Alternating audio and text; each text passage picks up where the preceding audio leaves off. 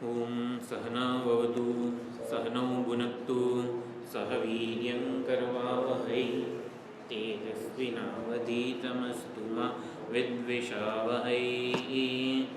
ओम शान्ति शान्ति शान्तिः।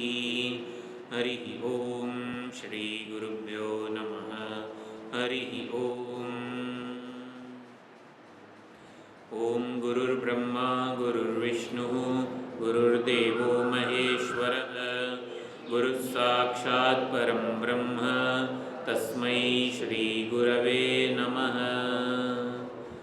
सदाशिवसमारम्भां शङ्कराचार्यमध्यमाम् अस्मदाचार्यपर्यन्तां वन्दे गुरुपरम्परां वन्दे गुरुपरम्पराम्।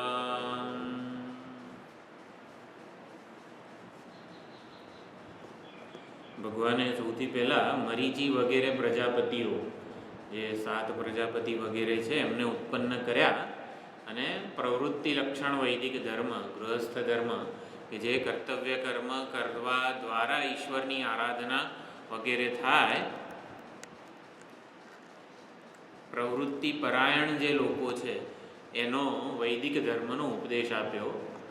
એટલે પ્રવૃત્તિ લક્ષણ વૈદિક ધર્મ, ગૃહસ્થોનો ધર્મ, ગૃહસ્થ જીવન એટલે કર્તવ્યનું વહન કરવું. તો કર્તવ્યો કેવી રીતે ઈશ્વરની આરાધના બની જાય એ બધું શિક્ષણ એ પ્રવૃત્તિ લક્ષણ વૈદિક ધર્મ કહેવાય છે. એનો ઉપદેશ મરીચી વગેરે પ્રજાપતિઓને આપ્યો.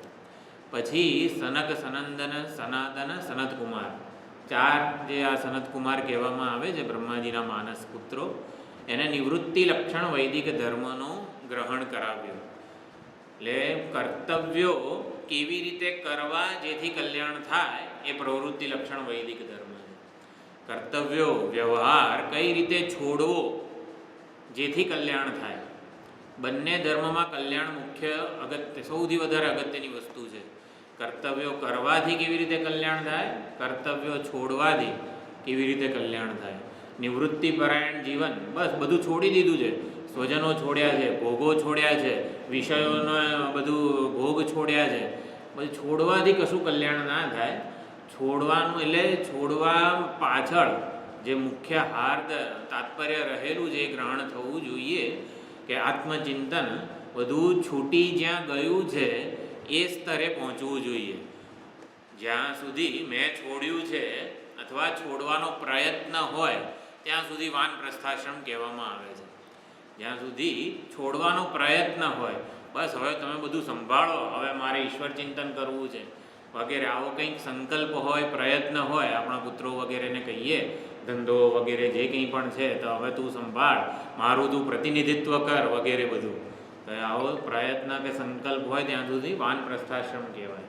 તો બધું છૂટી જાય ને એને સંન્યાસાશ્રમ કહેવાય. તો સનક, સનંદન, જે 4 સનત કુમારો છે એ એમને સૌ પ્રથમ નિવૃત્તિ લક્ષણ વૈદિક ધર્મ, વેદાંત વગેરે જે જ્ઞાન છે એ જ્ઞાનનો ઉપદેશ પરમાત્માએ આપ્યો, વિષ્ણુ ભગવાને આપ્યો.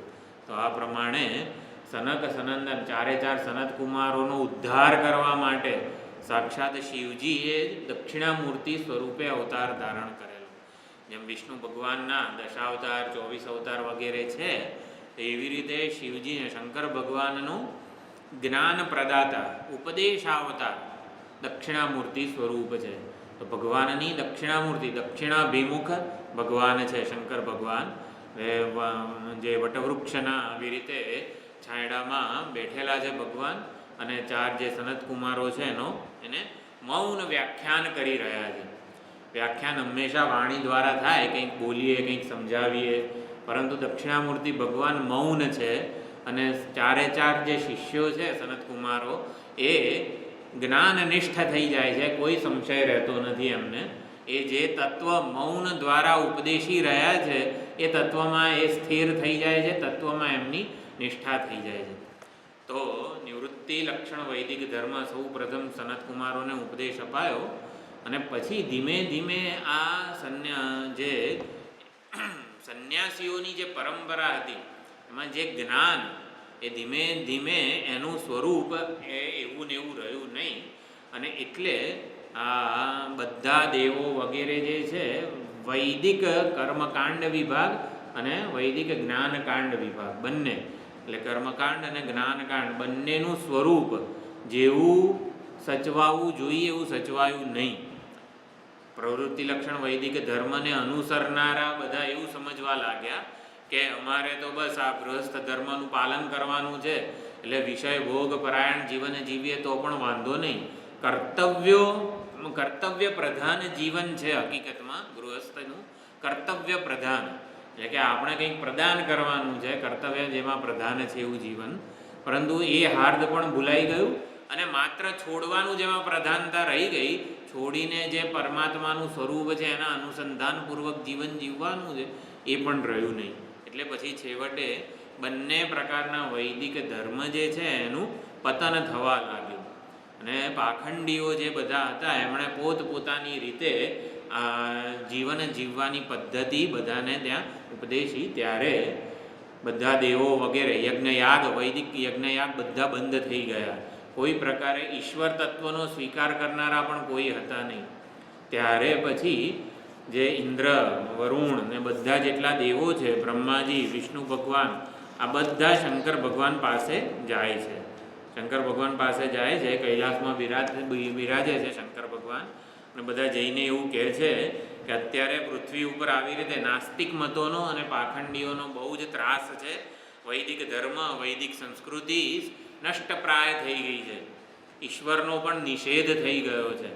ત્યારે એવું કઈ રીતે થયું? તો એ વખતે બુદ્ધ, મહાવીર વગેરે જે છે એમણે કામ તો ઉત્તમ કરેલું હતું. પાખંડીઓ સામે એ લોકોએ જે કર્મકાંડના નામે પશુ હિંસા વગેરે થતી હતી એટલે એનો વિરોધ કર્યો, અહિંસા વગેરેનો ઉપદેશ આપ્યો.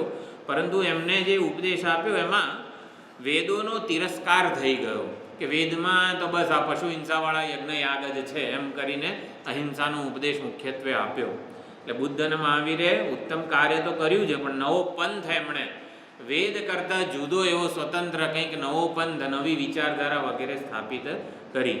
અને એટલે ઈશ્વર તત્વ ના હોય તો આપણે લાગણીઓ આપણી કોની સાથે જોડી શકીએ?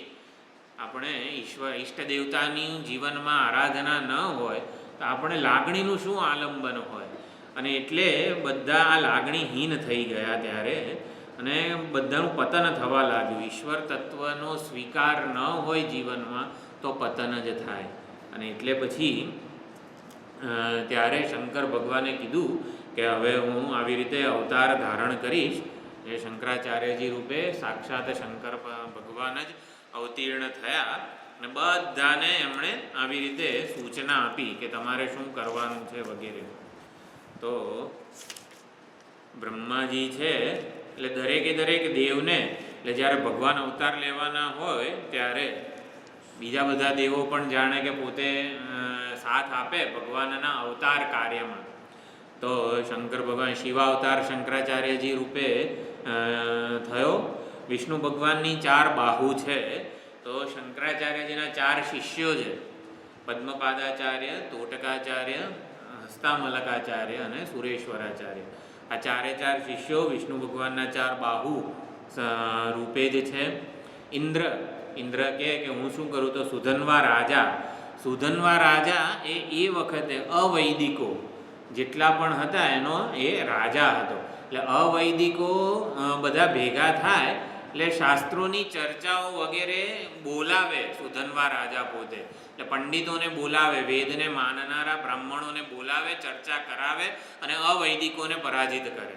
સુધન્વા રાજા રૂપે ઇન્દ્રએ લીધો અવતાર અને કાર્તિકેય રૂપે કુમારીલ ભટ્ટપાદ.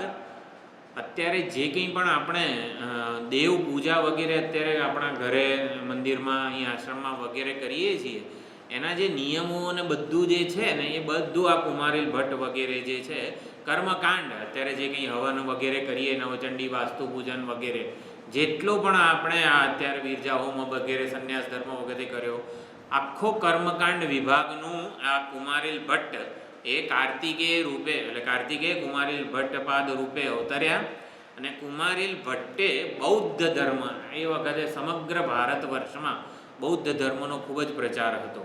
એટલે વેદોનું કોઈ અનુશાસન નહોતું, વેદને કોઈ જાણતું જ નહોતું, એવું થઈ ગયું હતું. એટલે બધામાં વેદ મુખ્ય પ્રમાણ છે, આપણા મૂળભૂત ગ્રંથ છે, એવું કુમારિલ ભટ્ટે બહુ જ પ્રખર રીતે પ્રસ્થાપિત કર્યું કે વેદનું અનુશાસન જીવનમાં હશે તો કલ્યાણ થશે. આ વેદો જ મૂળભૂત ગ્રંથો છે, મૂળભૂત સાહિત્ય છે અને ઈશ્વરની વાણી છે, ઈશ્વર પ્રોક્ત છે, પરમ પવિત્ર છે. બહુ સુંદર બધા પ્રસંગો છે અમુક કુમારિલ ભટ્ટપાદના.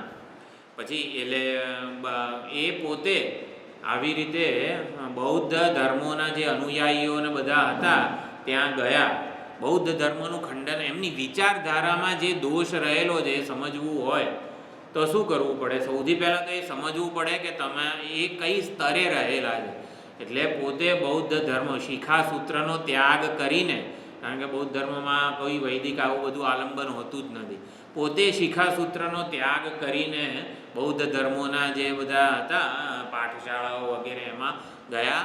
સંપૂર્ણ બૌદ્ધ ધર્મ એમણે આખી બધું ભણ્યા અને પછી એમના ગુરુ સાથે શાસ્ત્રાર્થ કર્યો બૌદ્ધ ધર્મના જે હતા. અને એ શાસ્ત્રાર્થમાં આવી રીતે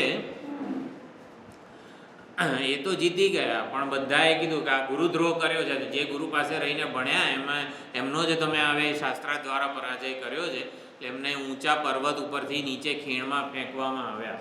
અને ત્યારે ફેંક્યા ત્યારે કુમારિલ ભટ્ટપાદ બોલે છે, યદિ વેદાહ પ્રમાણાહ સ્યુઃ, જો વેદ પ્રમાણ હોય ને તો મને કંઈ નહીં થાય.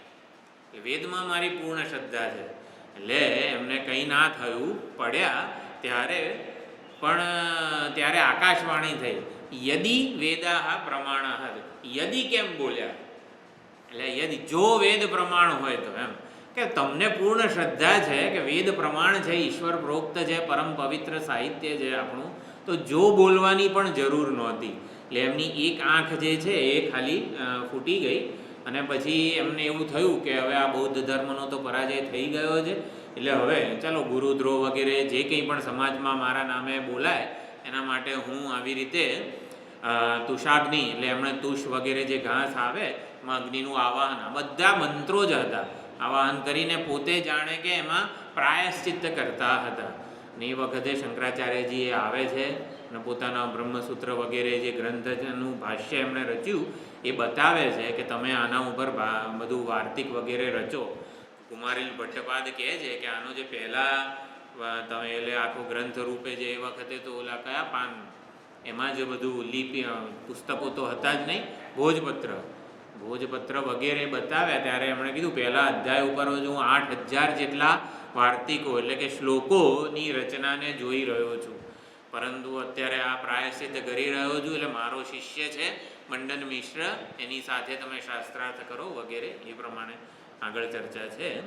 એટલે કાર્તિકેય કુમારિલ ભટ્ટપાદ બન્યા. અને કુમારિલ ભટ્ટ એ મીમાંસક, એટલે કે જીવન કેવી રીતે જીવવું, સવારે ઉઠીને આપણે જે કરાગ્રે વસતે લક્ષ્મી, આ બધું આપણી પાસે જે છે, આપણા પૂજા પદ્ધતિઓ, કયા ઈશ્વરની આરાધના, આ બધું કુમારિલ ભટ્ટપાદ એના લીધે આપણી પાસે છે. અને પછી બ્રહ્માજી રૂપે મંડન મિશ્ર એ આમના જ શિષ્ય, કુમારિલ ભટ્ટપાદના શિષ્ય, જે એમની સાથે શાસ્ત્રાર્થ કર્યો. અને મંડન મિશ્ર છે સુરેશ્વરાચાર્યજી.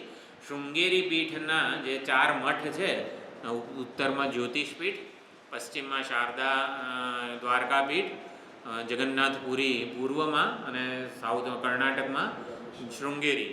તો શૃંગેરી પીઠના જે છે એમાં 4 શિષ્યોને 4 મઠની સ્થાપના કરીને ત્યાં મોકલ્યા. આપણે સરસ્વતી નામા પદ્ધતિ, એટલે શૃંગેરી મઠ અમારો મઠ કહેવાય. જે પરંપરા આવતી હોય સરસ્વતી નામા વગેરે, તો શૃંગેરી મઠ અને અમારા આચાર્ય સુરેશ્વરાચાર્ય કહેવાય. ઈષ્ટદેવતા વરાહ, આદિ વરાહ દેવતા ઈષ્ટદેવતા છે. અને તીર્થક્ષેત્ર રામેશ્વરમ છે આપણું. તો એ પ્રમાણે જો ગુરુજી પણ સોમેશ્વર તીર્થ છે ને, એ તીર્થનામા પણ શૃંગેરી પીઠના આચાર્ય થાય, એવી રીતનું છે. 10 નામી સંન્યાસી પદ્ધતિ શંકરાચાર્યજીએ આખી કીધી. એમાં તીર્થ, ભારતી, સરસ્વતી, પુરી વગેરે બધા એ પ્રમાણે 10 નામી સંન્યાસી પદ્ધતિ છે. તો અને બ્રહ્માજી જે છે એટલે સરસ્વતી દેવી એ ઉભય ભારતી રૂપે આવ્યા. ઉભય ભારતી એટલે શંકરાચાર્યજી અને મંડન મિશ્ર વચ્ચેના શાસ્ત્રાર્થમાં મધ્યસ્થી તરીકે ઉભય ભારતી હતા. સાક્ષાત સરસ્વતી દેવીના જ અવતાર હતા. પછી વિષ્ણુ ભગવાન કે હું હવે શું કરું? તો વિષ્ણુ ભગવાન સંકર્ષણ રૂપે આવીને ઉપાસનાઓ વગેરે જે છે આપણે કરીએ છીએ એનો ઉદ્ધાર કર્યો. અને શેષનાગ રૂપના અવતાર પતંજલિ મુનિ. આ પતંજલિ મુનિ જ ઓમકારેશ્વરમાં ગોવિંદ પાદાચાર્ય જે શંકરાચાર્યજીના ગુરુ એટલે ગોવિંદ પાદાચાર્ય રૂપે આવીને યોગ વગેરેનો ઉદ્ધાર કરેલો છે. એક સુંદર ભજન છે એ આપણે એવું હોય તો પ્લે કરીએ અહીંયા. બહુ જ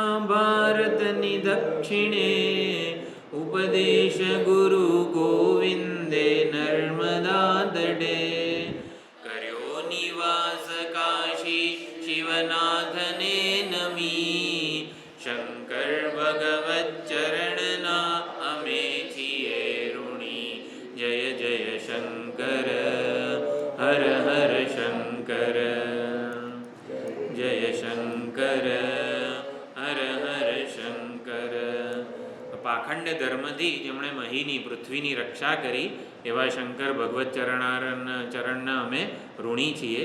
વૈદિક શાશ્વત ધર્મની સનાતન વૈદિક ધર્મનો ઉદ્ધાર કર્યો, સુસ્થાપના કરી અને એવા શંકર ભગવાનના અમે ઋણી છીએ.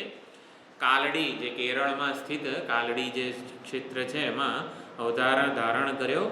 ઉપદેશ ગુરુ ગોવિંદે નર્મદા તટે ઓમકારેશ્વર જે ધામ છે ત્યાં જ જે ગુફામાં બધું અધ્યયન વગેરે થયું એ ગુફા પણ અત્યારે છે.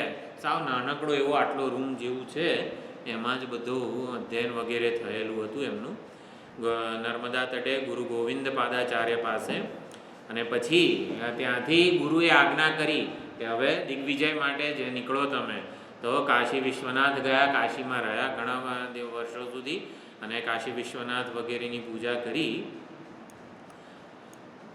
ગીતોપનિષદ બ્રહ્મસૂત્ર ભાષ્ય બહુ રચ્યા. આપણે જે પ્રસ્થાનત્રયીનું અધ્યયન સામાન્ય રીતે કરવામાં આવે છે જેમાં બ્રહ્મસૂત્ર, ભગવદ્ ગીતા અને બધા ઉપનિષદો, તો એના ઉપર એમણે ભાષ્ય એટલે એને સમજાવનારી ટીકાઓ વગેરે લખ્યા છે. સમૂઢ પંડિતોના અભિમાન ઉતાર્યા ત્યાં સુધી. એટલે હકીકતમાં સંન્યાસી તો પ્રથમ સંન્યાસી શંકરાચાર્યજી છે. આપણે બધા તો એમના શિષ્યો જ છીએ. ફર્સ્ટ સંન્યાસી શંકરાચાર્યજી છે. અને એ વખતે શંકરાચાર્યજી વખતે પણ જે કંઈ પણ આ બ્રહ્મસૂત્ર, ગીતા વગેરે ઉપનિષદો ઉપર કંઈક લોકોએ આવી રીતે ભર્તૃ પ્રપંચ વગેરે બધા ટીકાકારોએ લખ્યું જ હતું, પરંતુ એ બધાનું અભિમાન ઉતાર્યું અને દશે દિશા અનાદ્યનંત સચ્ચિતે પરી, દશે દિશાઓમાં જે પરમાત્માના સ્વરૂપનું એમણે ઉદ્ઘોષણા કરી. સાચું સ્વરૂપ શું છે એવા શંકર ભગવાનના અમે ઋણી છીએ. શંકર ભગવત ચરણના પછી શૃંગેરી, દ્વારકા, જગન્નાથપુરી અને બદ્રિકાશ્રમ, એટલે આ ચારે ચારમાં 4 પીઠ, 4 મઠની સ્થાપના કરી, પીઠો બનાવી, 4 સંપ્રદાય કહેવાય છે એ પ્રમાણે એની સંપ્રદાયની રક્ષા કરવા માટે. સંપ્રદાય વૈદિક ધર્મ જે છે ને, આપણે ગુરુ શિષ્ય પરંપરા, એને સંપ્રદાય કહેવામાં આવે છે. સમ્યક પ્રદીયતે અસ્મૈ શિષ્યાય ઇતિ સંપ્રદાય. તો સંપ્રદાન કરવામાં આવે છે બ્રહ્મ વિદ્યાનું, જ્ઞાનનું, ભક્તિનું, કર્મનું. કર્મ, જ્ઞાન અને ભક્તિ આ ત્રણેયનું સાચું સ્વરૂપ નું રક્ષણ કરવામાં આવે છે, પ્રદાન કરવામાં આવે છે એક પછી એક શિષ્યને. આખી જે સાંકળ હોય એમાં જે દરેક કડી બીજી કડી સાથે જોડાયેલી હોય છે, એટલે એ પ્રમાણે એને સંપ્રદાય કે ગુરુ પરંપરાની શૃંખલા વગેરે કહેવામાં આવે છે.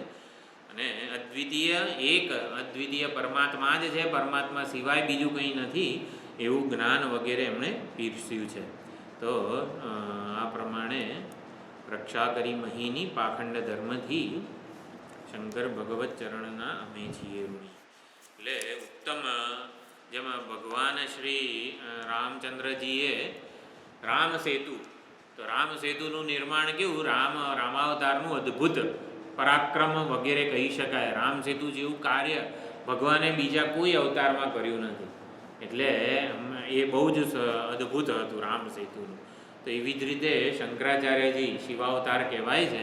તો શિવાવતારમાં કંઈક અદ્ભુત આવું પરાક્રમી શું છે, બાળક શંકર હતા, જેથી સંન્યાસ વગેરે ધારણ નહોતો કર્યો, ગુરુકુળમાં ભણતા હતા વેદ વગેરે, ત્યારે ભિક્ષા માગીને જીવન જીવવાનું હોય બ્રહ્મચારીએ. તો ભિક્ષા માગવા માટે જાય છે એક બ્રાહ્મણીને ત્યાં. એ બ્રાહ્મણી બહુ જ દરિદ્ર હોય છે, ઘરે તો કશું હોતું જ નથી. અને આ શંકર કહે છે કે ભવતી ભિક્ષાંદેહી, માં ભિક્ષા આપો. બ્રાહ્મણી બહુ જ અત્યંત નિરાશ થઈ જાય છે કે બેટા, તારે આપવા માટે મારી પાસે કશું જ નથી, હું એકલી નિરાધાર છું અને આવી રીતે તને કંઈ આપી શકું એમ નથી, પણ મારી બહુ જ ઈચ્છા છે. તો પછી આંબળાનું ઝાડ હોય છે આંગણામાં, એ બ્રાહ્મણીના આંગણામાં આંબળાનું ઝાડ હોય છે. તો એમાંથી જે સૂકા આંબળા વગેરે પડ્યા હોય, એ નીચે પડેલા આંબળા, એ 2-3 આંબળા આ બાળક શંકરને આપે છે. અને તો એના બાળક શંકરથી, જો એક નિર્દોષ બાળક હોય એની પ્રાર્થના કેવી ભગવાન સાંભળી લે છે. તો એ પ્રાર્થના કરે છે ભગવાનને કે આ બ્રાહ્મણી, આ જે દેવી છે, એમના ઘરે આટલી બધી દરિદ્રતા છે, ભગવાન આમને તમે સુખી સંપન્ન સમૃદ્ધ કરી દો. તો લક્ષ્મીજી આવે છે, પ્રગટ થાય છે અને એવું કહે છે કે પણ આણે એકે સત્કર્મ, પાછલા 50 જન્મમાં એક સત્કર્મ કર્યું નથી. સત્કર્મ કરો તો સમૃદ્ધિ આવે વગેરે હોય, એકે સત્કર્મ કર્યું નથી પાછલા 50 જન્મ, એને હું કઈ રીતે આપું કંઈક. એટલે કર્મ અને ફળનો જે સિદ્ધાંત છે એ રીતે સાવ એટલે એનો મર્યાદા ઓળંગાઈ જશે. સત્કર્મ કર્યું હોય તો કંઈક આપણે સમૃદ્ધિ વગેરે આપી શકાય. તો બાળક શંકર લક્ષ્મીજીને કહે છે કે સુંદર કનકધારા સ્તોત્ર રચે છે, લક્ષ્મીજીને પ્રસન્ન કરે છે. અંગમ હરે પુલક ભૂષણમ આશ્રયંતી કનકધારા સ્તોત્ર. તો એ સ્તોત્ર દ્વારા લક્ષ્મીજીની આરાધના કરે છે, પ્રસન્ન કરે છે અને કહે છે કે જો આણે આ આમળું આપવા રૂપી એક સત્કર્મ તો કર્યું ને, અત્યારે એની પાસે કશું જ નથી, છતાં પણ આમળું એના ઘરે આવી રીતે પડ્યું છે, એ તો મને આપ્યું ને, એણે આ સત્કર્મ કર્યું ને, માટે એનું ફળ આપમાં તો. અને બહુ પ્રસન્ન થઈ જાય છે લક્ષ્મીજી. અને સોનાની જે બધી હારમાં સિક્કા વગેરે જે છે એનો વરસાદ થાય છે. તો કનકધારા સ્તોત્ર એવું કહેવામાં આવે છે.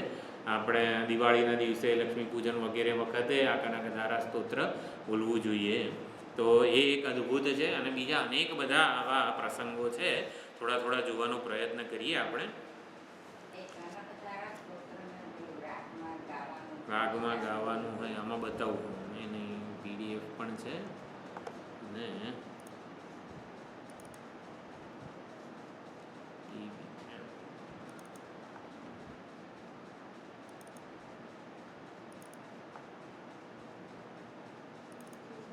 કનકધારા, કનક એટલે શું? હા, કૃષ્ણ કનકધારા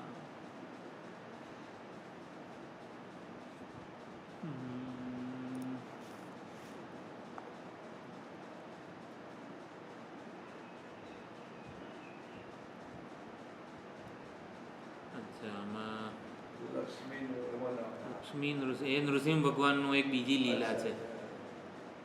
કંઈ નહીં, ચાલો હું ગ્રુપમાં મૂકીશ તમને. કનકધારા સુંદર એનો રાગ તો છે. હા, બીજું ભજ ગોવિંદમ એ આગળ કાશીમાં જ આવે છે. આપણે ખાલી એક જીવનનો થોડો પરિચય મેળવી લઈએ.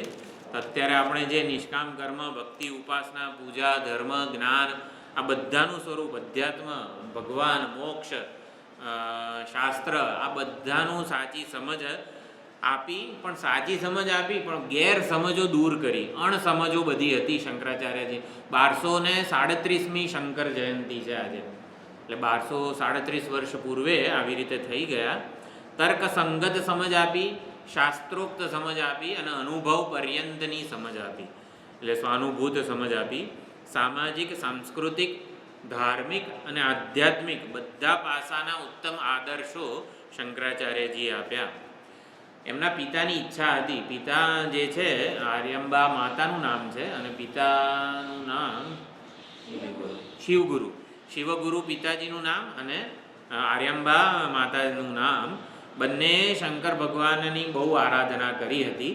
એટલે શંકર ભગવાન પ્રસન્ન થાય છે અને પ્રગટ થાય છે ત્યારે કીધું કે તમને મંદ બુદ્ધિનો અને વધારે જીવે એવો બાળક જોઈએ છે કે અત્યંત વિચક્ષણ સૂક્ષ્મ બુદ્ધિનો અલ્પાયુ બાળક જોઈએ છે. તો આપણે એવું જ કીધું, અલ્પાયુ એટલે વિચક્ષણ બુદ્ધિ કે જેનાથી કંઈક કલ્યાણ થાય અમારું, એવો જ પુત્ર અમને પ્રાપ્ત થાય. એટલે 16 વર્ષનું જ આયુષ્ય હતું શંકરાચાર્યજીનું. 16 વર્ષનું જ આયુષ્ય હતું. અને ત્યારે જ્યારે સૌથી બાળક શંકર, હજી તો ઉપનયન સંસ્કાર વગેરે નથી થયા, ઉપનયન સંસ્કાર પણ નથી થયા, 3 વર્ષના હશે મારા ખ્યાલથી, ત્યારે શિવગુરુ પિતાજીએ વિદાય લીધી. પણ પિતાજીની ઈચ્છા હતી કે મારો પુત્ર સર્વજ્ઞ બને. એ શંકરાચાર્યજીએ સર્વજ્ઞ બનીને પિતાની ઈચ્છા પૂરી કરી. શંકરાચાર્યજી માટે શ્લોક એક કહેવાય છે, 8 વર્ષે ચતુર્વેદી. 8 વર્ષના હતા ત્યારે 4 વેદ ભણી લીધા હતા. 4 કંઠસ્થ હતા વેદ, હૃદયસ્થ પણ હતા. ક્યાં કયા વેદમાં શું શું બધું કીધું છે બધું જ એમને ખબર હતી. 8 વર્ષે ચતુર્વેદી, દ્વાદશે સર્વશાસ્ત્રવિદ. 12 વર્ષના હતા ત્યારે સંપૂર્ણ 64 વિદ્યાઓ, હઠયોગથી માંડીને જેટલી યોગ સિદ્ધિઓથી માંડીને જેટલી પણ વિદ્યાઓ હતી આખા બ્રહ્માંડમાં, જેટલી પણ અસુરો પાસેથી માંડીને રાક્ષસ, જે કોઈ પાસે પણ જે વિદ્યા હતી એ બધા સર્વશાસ્ત્રવિદ 12 વર્ષે થઈ ગયા. 16 કૃતવાન ભાષ્યમ, પ્રસ્થાનત્રયી ભાષ્ય જેનું અમે લોકોએ અધ્યયન કરીએ છીએ, અધ્યાપન કરીએ છીએ. ભાષ્ય 16 વર્ષના હતા ત્યારે ભાષ્ય રચ્યું. ભાષ્ય રચ્યું બ્રહ્મસૂત્ર ઉપર. ત્યારે વેદ વ્યાસજી આવે છે વેશ બદલીને, અને બ્રહ્મસૂત્ર વેદ વ્યાસજીએ રચેલું છે. સૂત્રો એટલે આપણે પુષ્પોની માળા હોય તો એક પુષ્પ ને એક સરખી રીતે ગૂંથનારો જે દોરો છે, આમ તો પુષ્પો બધા વેરવિખેર થઈ જાય, પણ એક સૂત્ર જે છે, દોરો છે, બધા પુષ્પોને એક માળા સ્વરૂપે રજૂ કરે છે, બધા પુષ્પોને એક સાથે જોડે છે. તો એને બ્રહ્મસૂત્ર કહેવાય. કે બધા ઉપનિષદો રૂપી પુષ્પો બગીચામાં જેમ તેમ ફેલાયેલા હતા, પડેલા હતા. તો વેદવ્યાસજીએ બ્રહ્મસૂત્રની રચના કરીને સુંદર માળા બનાવી અને એક બ્રહ્મતત્વનું, ઈશ્વર તત્વનું, પરમાત્મા તત્વનું પ્રતિપાદન કર્યું. એ બ્રહ્મસૂત્ર ઉપર ભાષ્ય રચીને બ્રહ્મસૂત્રનો જે ગૂઢાર્થ છે ને એને અત્યંત સરળ ભાષામાં રજૂ કર્યો. ત્યારે વેદવ્યાસજી આવે છે, એ લખતા હતા ને શંકરાચાર્યજી બ્રહ્મસૂત્ર ઉપર ભાષ્ય, ત્યારે વેદવ્યાસજી આવે છે અને લગભગ 17 દિવસ સુધી શાસ્ત્રાર્થ ચાલે છે કે આ સૂત્રનો આવો અર્થ કેમ કર્યો તમે, એવું વેદવ્યાસજી એમને પૂછે છે. તો 17 દિવસ સુધી આવી રીતે આમ ચર્ચા ચાલે છે. ત્યારે પછી સનંદન જે પ્રથમ શિષ્ય હતા શંકરાચાર્યજીના, પદ્મપાદાચાર્ય, એમને થઈ જાય છે કે આ તો વેદવ્યાસજી જ હોવા જોઈએ, બ્રહ્મસૂત્ર રચયિતા, અને સુંદર સ્તુતિ કરે છે. અને પછી આવી રીતે ખ્યાલ આવે છે કે સાક્ષાત વેદવ્યાસજી જ પધારેલા છે. શંકરાચાર્યજી પૂજા વગેરે કરે છે અને વેદવ્યાસજી આશીર્વાદ આપે છે કે તમારું તો 16 વર્ષનું જ આયુષ્ય છે, મને ખબર છે, પરંતુ હવે આ મારા કૃપા, મારી અનુગ્રહથી તમને બીજા 16 વર્ષનું આયુષ્ય મળે છે. એટલે એમ કરીને 32 વર્ષનું જીવનકાળ છે શંકરાચાર્યજીનો. એટલે 8 વર્ષે ચતુર્વેદી, 8 વર્ષે 4 વેદવિદ થયા, દ્વાદશે સર્વશાસ્ત્રવિદ, ષોડશે કૃતવાન ભાષ્યમ, 16 વર્ષના હતા ત્યારે સર્વ ગ્રંથોની રચના થઈ ગઈ. અને દ્વાત્રિંશે મુનિરભ્યગાત, 32માં વર્ષે ભગવાન શંકરાચાર્યજીએ કેદારનાથ પ્રયાણ કર્યું અને ભગવાન શિવજીમાં સમાઈ ગયા. એ શિવાવતાર જ હતા એ પ્રમાણે. તો સર્વજ્ઞ બનીને પિતાજીની ઈચ્છા પૂરી કરી. પછી બાળક શંકરે સંન્યાસ વગેરેની માટે માતાની અનુમતિ માગે છે. એ પણ એક સુંદર પ્રસંગ છે. તો માતા કહે છે તું સંન્યાસી થઈ જઈશ તો પછી મારું પિંડદાન શ્રાદ્ધ વગેરે કોણ કરશે? એટલે પછી શંકરાચાર્યજી, એટલે બાળક શંકર છે હજી તો, ત્યારે માતાને કહે છે કે મારા અંતકાળે, એટલે પ્રતિજ્ઞા પૂર્ણ એ વચન કહે છે કે હે મા, તારા અંતકાળે હું હાજર રહીશ, તને ઈષ્ટ દેવતાના દર્શન કરાવીશ, તારી બધી ઈચ્છા પૂરી કરીશ, તારું શ્રાદ્ધ પિંડ અગ્નિ સંસ્કાર અગ્નિદાહ પણ હું જ આપીશ. હકીકતમાં સંન્યાસીએ અગ્નિક્રિયાઓનો ત્યાગ કરી દીધો છે, છતાં પણ એ કઈ રીતે બધી જ વસ્તુઓનું છે ને અર્થઘટન સાચું થવું જોઈએ. એટલે વેદશાસ્ત્ર વગેરે જે છે એનો સાચો અર્થ શું છે, માત્ર ઉપર છલ્લા જે છે સંન્યાસીઓ એમના માટે એ કીધેલું છે કે જે પૂરેપૂરા પાછો ગૃહસ્થ ધર્મમાં આવવાની ઈચ્છા ધરાવતા હોય તો એવા માટે કહી દીધું કે અગ્નિક્રિયાઓનો તો નિષેધ છે, તમારે ના અવાય વગેરે, પતન થાય નહીં તો એના માટે શંકરાચાર્યજી કહે છે વિદ્વત સંન્યાસીઓ માટે કોઈ આવો નિયમ નથી. એટલે અંતિમ સંસ્કાર વગેરે કરીને ઈષ્ટ દેવતાના દર્શન, શંકરાચાર્યજી એટલે જે માતા વગેરેના ઘરમાં કૃષ્ણ ભગવાન જ ઈષ્ટ દેવતા હતા. શરણ્યો લોકેશો મમ ભવતુ કૃષ્ણોક્ષી વિષય, કૃષ્ણાષ્ટકની રચના કરી. એટલે જ્યારે 4 વખત સમગ્ર ભારત દેશની પગપાળા યાત્રા કરેલી છે શંકરાચાર્યજીએ. તો એ તો ક્યાંક હતા, પગપાળા યાત્રા કરી રહ્યા હતા અને એમને ખબર પડી કે માતાનો અંતિમ સમય નજીક આવી ગયો છે. તો તરત કેરળમાં પાછા આવી જાય છે. કૃષ્ણાષ્ટક વગેરે સુંદર સ્તોત્ર જે છે, મમ કૃષ્ણોક્ષી વિષય, એટલે મારી અક્ષી, મને શ્રી કૃષ્ણ પરમાત્માના દર્શન થાય, કૃષ્ણ મારી દ્રષ્ટિનો વિષય બને. શરણ્યો લોકેશો, એટલે હે શરણ્ય, હે લોકેશ, હે આવી રીતે સમગ્ર લોકના સ્વામી અધિપતિ, તમે મારી દ્રષ્ટિ ગોચર થાવ. 8 શ્લોકોનું બહુ સુંદર સ્તોત્ર છે. એટલે એ સ્તોત્ર બોલતા ગયા ભગવાન શ્રી કૃષ્ણ એ વખતે પ્રગટ થાય છે, માતાને દર્શન આપે છે. એટલે માતાની ઈચ્છા પૂરી કરી, ગુરુની ઈચ્છા પૂરી કરી. ગોવિંદ પાદાચાર્યજી પાસે રહ્યા, ભણ્યા. પછી ગોવિંદ પાદાચાર્યજીએ કીધું કે તમે શાસ્ત્રોનું રક્ષણ કરો, પ્રચાર પ્રસાર કરો, દિગ્વિજય કરો. તો દિગ્વિજય કરો એવી આજ્ઞા મળી. એટલે અત્યારે ઓમકારેશ્વરમાં જે એક પગ આગળ છે સહેજ, કમંડલું અને પોથી વગેરે હાથમાં છે, અને 16 વર્ષની આયુએ દિગ્વિજય કરવા માટે ત્યાંથી નીકળે છે, ઉત્તરાભિમુખ છે એ વખતે. પછી એમણે દેવ પૂજા વગેરેની પદ્ધતિઓ બતાવી.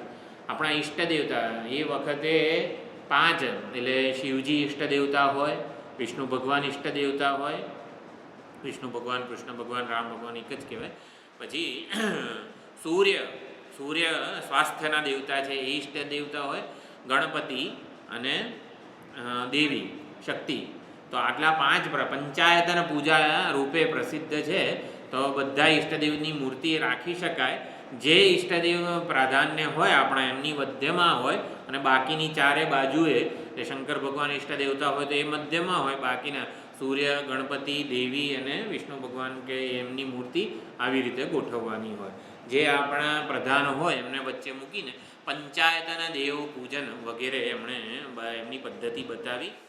4 દિશામાં 4 મઠની સ્થાપના કરી. અને ધર્મ, એટલે આ 4 શંકરાચાર્યો જે છે ને એને ધર્માચાર્યો કહેવામાં આવે છે. સનાતન વૈદિક ધર્મ જે છે ને એની મર્યાદા, એનો ઉપદેશ, એનો પ્રચાર અને પ્રસાર એમનું મુખ્ય કર્તવ્ય હોય છે. ઉપાસના બહુ જ હોય છે. બધા દંડી સંન્યાસીઓ છે. દંડી સંન્યાસી એટલે આપણે વિચાર કર્યો તો સંન્યાસવાળી વાત કરી ત્યારે દંડનું તર્પણ, પૂજા વગેરે કરવાનું હોય રોજ. એટલે ઉપાસના અને પૂજા બહુ જ હોય એમની. એ ચંદ્રમૌલીશ્વર ભગવાનની વગેરે ઘણી બધી પૂજા સાઉથમાં શૃંગેરીમાં હોય છે. લોકો જ્યાં જાય એ લોકોને હવાઈ માર્ગે મુસાફરી ના કરાય શંકરાચાર્યજીએ. જમીનનો સ્પર્શ કોઈ દિવસ છોડવાનો ના હોય. એટલે મોટરમાં કે ટ્રેનમાં એવી રીતે પણ જર્ની થતી હોય છે, પણ જ્યાં જાય ત્યાં એમની પૂજા સામગ્રી વગેરે સાથે જ જતી હોય છે. એ પૂજા જોવી પણ જોઈએ ઘણી બધી.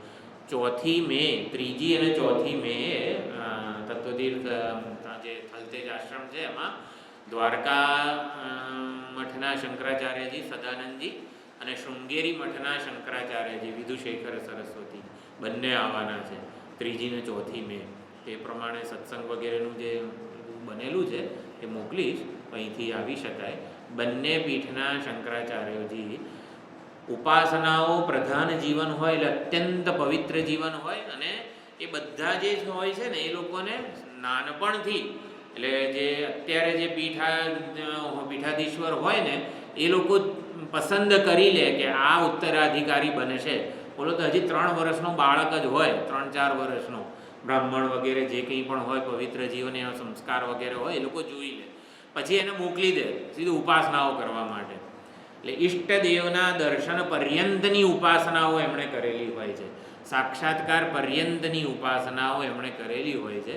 અને પછી જ્યારે ઉપાસનાઓ પૂર્ણ જીવન સંપન્ન થઈ ગયું હોય, ઉપાસનાઓ 12 વર્ષ કે એમાં એવું કંઈક, પછી પાછા આવે ને પછી વેદજ્ઞ પંડિતો, હવે પોતે તો સાવ નાના આવી રીતે 12, 14, 18 વર્ષના હોય, પણ એમને મોટા મોટા શાસ્ત્રોના બધા કાશીના પંડિતો ભણાવે વેદો. એ વેદો ભણાવે ત્યારે પણ નાના છે, યુવાન છે, આવી રીતે તો એ ઊંચા આસન પર બેઠા હોય, અને ઓલા જે ભણાવનારા નીચા આસન, કે પદની ગરિમા છે. ભણાવનારા પોતે વેદજ્ઞ બધા પંડિતો હોય, એ બધી વેદ વિદ્યાઓ એમને ભણાવે. આમણે તો સૌથી પહેલાં ઉપાસનાઓ જ કરેલી હોય છે. એટલે શુદ્ધ નિર્મળ હૃદય થઈ જાય પછી આ વેદ વિદ્યા બહુ સુંદર રીતે હૃદયસ્થ થતી હોય છે. એટલે 4 મઠ, 4 ધર્માચાર્ય વગેરે. એટલે હા, એટલે એક જે છે એ મગરવાળું ઉદાહરણ છે. મુખ્યત્વે થોડા પ્રસંગો જે છે એ જોઈ લઈએ અત્યારે. એટલે શંકરાચાર્યજી ઉત્તમ વિરક્ત શિરોમણી છે, જીવનમુક્ત સંન્યાસી છે. એટલે જીવનમુક્ત બનીને એમણે દેવ ઋણ, પિતૃ ઋણ અને ઋષિ ઋણ આ ત્રણેય પૂરેપૂરું ચૂકવી દીધું છે. જન્મતાની સાથે 3 ઋણ લઈને આપણે જન્મતા હોઈએ છીએ. દેવોનું ઋણ છે, આપણે આંખ, કાન, નાક વગેરે બધું આપણે બધો વ્યવહાર કરી શકીએ છીએ, દેવતાઓનો અનુગ્રહ છે. આપણે આવા સુંદર સંસ્કૃત કુલીન કુટુંબમાં જન્મ મળ્યો, ઋષિ ઋણ છે અને પિતૃઓનું ઋણ છે. તો આ 3 ઋણ એમણે ચૂકવ્યું. દ્વિજોત્તમ થઈને પણ ચાંડાળને પ્રણામ કરે છે કાશીમાં. ચાંડાળ રૂપે સાક્ષાત શંકર ભગવાન જ આવે છે, અને એ લીલા પણ બહુ એકવાર આપણે જોઈશું. પછી એટલે ચાંડાળને પણ પ્રણામ કરે છે. મનીષા પંચક બહુ સુંદર સ્તોત્રની રચના થાય છે એ વખતે. પછી કાપાલિકની માગણી, કાપાલિક એવું કહે છે, કાપાલિક તાંત્રિકો બધા જે હોય ને એ તંત્ર વિધિને અનુસાર બધી ઘૃણાસ્પદ પૂજાઓ બધી કરતા હોય. તો કાપાલિકે કીધું મને એક યુવાન સંન્યાસીનું મસ્તક જોઈએ છે, તમે મને આપો. તમને તો કંઈ જીવવાની ઈચ્છા ના હોય ને, સંન્યાસી છો એટલે પોતાનું જ પિંડદાન કરી દીધું હોય, પછી જીવવાની શું ઈચ્છા હોય તમને? કે મને મારી વિધિ, મારી સાધના પૂરી થાય માટે એક યુવાન સંન્યાસીનું મસ્તક જોઈએ છે, તમે મને આપો. તો શંકરાચાર્યજીએ પોતાના 4 શિષ્યોને કીધું કે મારે થોડીક સાધના કરવી છે, તમે થોડાક આવી રીતે એટલે દૂર મોકલી દીધા. 4 શિષ્યોને જે પોતાની સાથે સેવામાં હોય એ બધાને દૂર મોકલ્યા. કાપાલિકને કીધું આવી રીતે રાત્રે આવી રીતે આવજે અને મારું મસ્તક છેદી લેજે. તો બધું કાપાલિક વિધિના તે બધું કરે છે, પણ આવે છે ત્રિશૂલ લઈને મસ્તક છેદવા માટે. પરંતુ એ જ વખતે સનંદન એટલે કે પદ્મપાદાચાર્યજી જે પ્રથમ શિષ્ય છે એ પણ સુંદર, એમણે નૃસિંહ ભગવાન એમના ઈષ્ટ દેવતા હતા. નૃસિંહ ભગવાનના દર્શન પર્યંતની એમણે ઉપાસના કરેલી હતી. તો નૃસિંહ ભગવાન પ્રગટ થાય છે. કાપાલિક જેવો શંકરાચાર્યજીનું મસ્તક છેદવા માટે ત્યાં આવે છે ત્યારે નૃસિંહ ભગવાન પ્રગટ થઈને કાપાલિકનો જ વધ કરી નાખે છે. અને નૃસિંહ ભગવાન આવી રીતે કાપાલિકનો વધ કરીને બેઠા છે. સનંદ પદ્મપાદાચાર્યજી આવીને એમની સ્તુતિ કરે છે. અને પછી તો લક્ષ્મી નૃસિંહ મમ દેહી કરાવલંબમ શંકરાચાર્યજી પણ ઉત્તમ સ્તોત્ર એ વખતે રચે છે. બધા જ વર્ણાશ્રમી માટે, સાધકો માટે, સિદ્ધો માટે એ આદર્શ છે શંકરાચાર્યજીનું જીવન, બધા સાધકો અને સિદ્ધો માટે. સમગ્ર ભારત વર્ષની 4 વાર પગપાળા યાત્રા કરી અને સાંસ્કૃતિક સુગ્રથિતતા, ધાર્મિક સંવાદિતા, આધ્યાત્મિક એકતા, ત્યાં સુધી બધાને આપણે એક ભારત દેશના વાસીઓ છીએ આવું અભિમાન નહોતું જન્મતું ત્યાં સુધી. કારણ કે સંપ્રદાયોનો ફાંટાને એટલું બધું હતું એટલે સનાતન વૈદિક ધર્મનો ઉદ્ધાર કર્યો, સ્થાપના કરી, આધ્યાત્મિક એકતા એમણે સ્થાપિત કરી અને સમાજના ઉત્થાનમાં એમનું બહુ જ આવી રીતે અપૂર્વ પ્રદાન છે. તો એટલે વૈદિક ધર્મના ઉત્થારની એમણે પ્રતિજ્ઞા કરી. બાળક શંકર હતા ત્યારે જ જ્યારે એક વાડીએ જાય છે, એટલે જ્ઞાન અને મૃત્યુ એમના મિત્રો હતા. એમના જ્ઞાન અને મૃત્યુને મિત્ર તરીકે રાખીએ એટલે જ્ઞાન હોય ને તો મૃત્યુ આપણું મિત્ર બની જાય. એટલે એ આવી રીતે સમજાવવાનું એમાં આશય છે. તો 3 આવી રીતે બાળકો જે છે, આવી રીતે કેરળમાં તો બધી નારિયેળની બધી કેટલી બધી વાડીઓ હોય, તો આવી રીતે પસાર થતા હોય છે. એ જુએ છે કે એક ચોર આ નારિયેળીના ઝાડ ઉપર ચડેલો છે અને નારિયેળી ઉતારવાનો પ્રયત્ન કરે છે ચોરી જવા માટે. તો એમાં એ લોકો જોઈ રહ્યા છે. અને વાડીનો માલિક આવે છે. અને નારિયેળીના ઝાડને પોતાનું આ અંગવસ્ત્ર જે હોય ને એ કંઈક મંત્ર બોલે છે અને અંગવસ્ત્રને નારિયેળીના ઝાડે આમ વીંટાળે છે અને મંત્ર એ જાય છે પાછો આવે છે ખાવાનું લઈને, ઘણું બધું ખાવાનું લઈને. એ વાડીનો માલિક શેઠ જે આવે છે અને પછી આ અંગવસ્ત્ર છોડે છે ઝાડ ઉપરથી અને પછી પહેરી લે છે.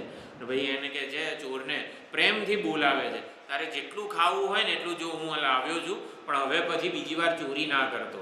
તારે જેટલું તને જોઈતું હોય બધું મને કહેજે, પણ ચોરી જીવનમાં છોડી દે.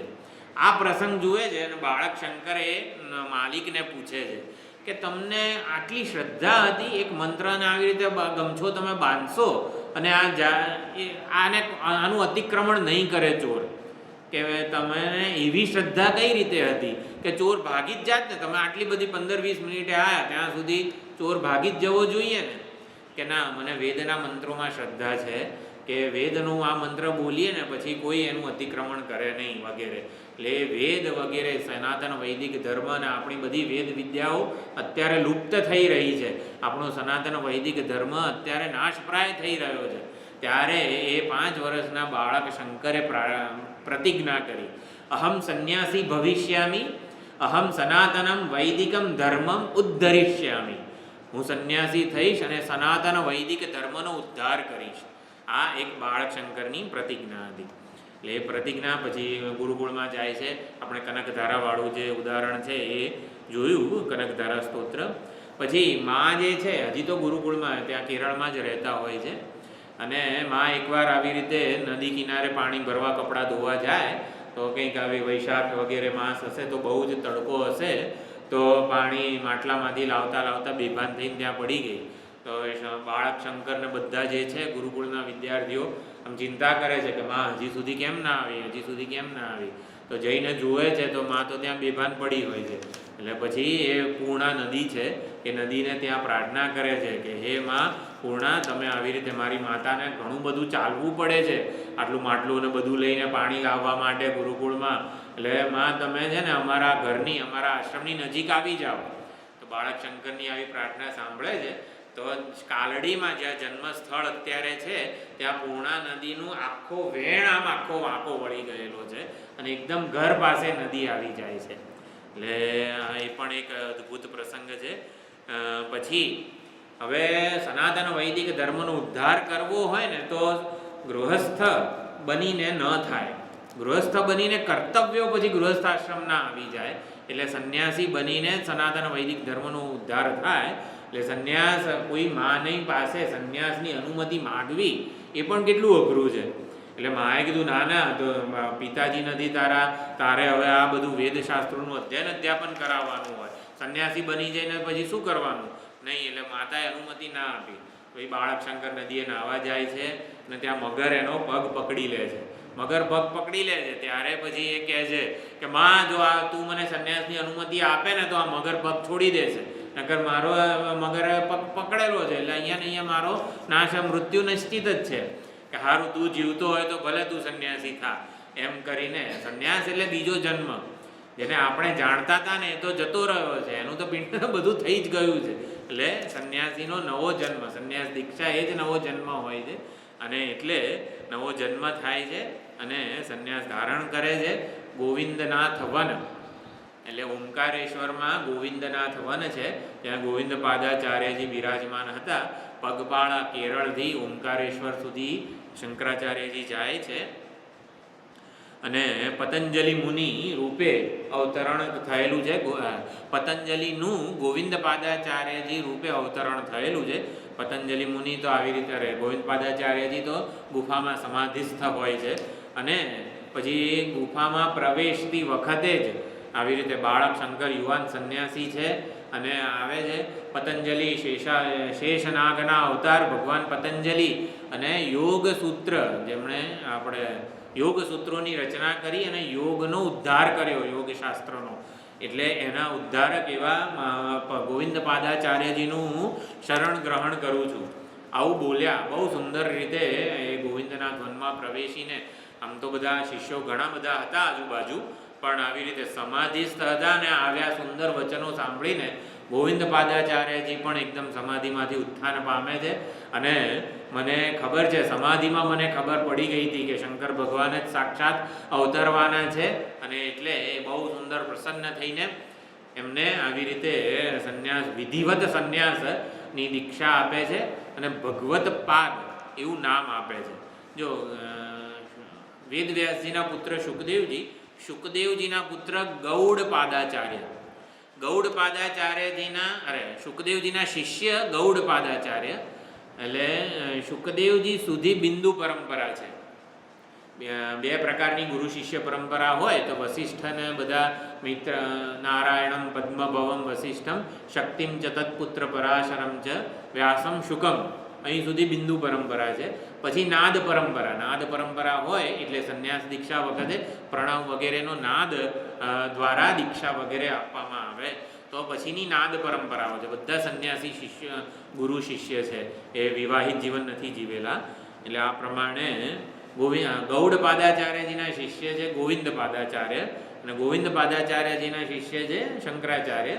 અને શંકરાચાર્યજીનું સંન્યાસ દીક્ષા વખતનું નામ ભગવત પાદ, એટલે ભગવત પાદાચાર્ય એવું પણ આપણે કહેતા હોઈએ છીએ. તો ભગવત પાદ એવી રીતે એમને નામાભિધાન થયું અને બધા શાસ્ત્રો ભણ્યા અને ત્યાં પણ ગ્રંથ લેખન વગેરે ચાલુ હતું. એ વખતે પાછા ગોવિંદ પાદાચાર્યજી આવી રીતે સમાધિસ્થ હતા અને સળંગ 4-5 દિવસ સુધી બહુ અતિવૃષ્ટિ થઈ. નર્મદા એકદમ ઉછળવા લાગ્યામાં નર્મદાનું પાણી ગોવિંદ પાદાચાર્યજીની સમાધિ જ્યાં હતી એ ગુફામાં બસ પ્રવેશવાની તૈયારીમાં જ હતું. અને પ્રવેશવાની તૈયારી હતી અને બધા શિષ્યો આમ હાહાકાર મચી ગયો કે આ સમાધિમાં છે, નર્મદાજીનું પાણી એ ગુફામાં પ્રવેશી જશે અને અમને ખબર નહીં પડે, આપણે આપણા ગુરુજીને ગુમાવી દઈશું. શંકરાચાર્યજી એ વખતે વમ વરુણાયના મંત્ર છે એક, આમ અંકુશ મુદ્રા, અને અંકુશ મુદ્રા કહેવાય. અંકુશ મુદ્રા વડે પોતાના કમંડલુમાં એક મંત્ર બોલે છે, જલાકર્ષણ મંત્ર. એ જલાકર્ષણ મંત્રથી આખા નર્મદાજીને પોતાના કમંડલુમાં લઈ લે છે. એટલે અત્યારે પણ ઓમકારેશ્વર એક ફોટો હું બતાવું. અમે ઓમકારેશ્વર નર્મદા પરિક્રમા વખતે ગયા ને ત્યારે એ ગોવિંદ, એ ગુફા પણ છે નર્મદા, અને એમાં ઓમકારેશ્વર તો ક્યારે ગયા,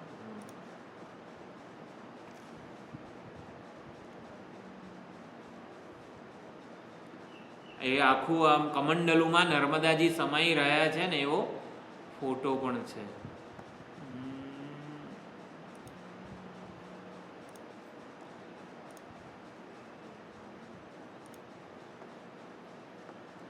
કમંડલુ, ચાલો હું ફોટો મોકલી દઈશ બીજી વાર.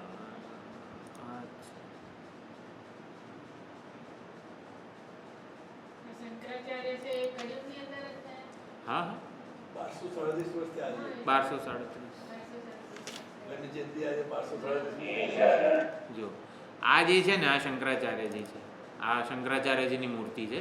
આ પતંજલિ એટલે કે ગોવિંદ પાદાચાર્યજી. અને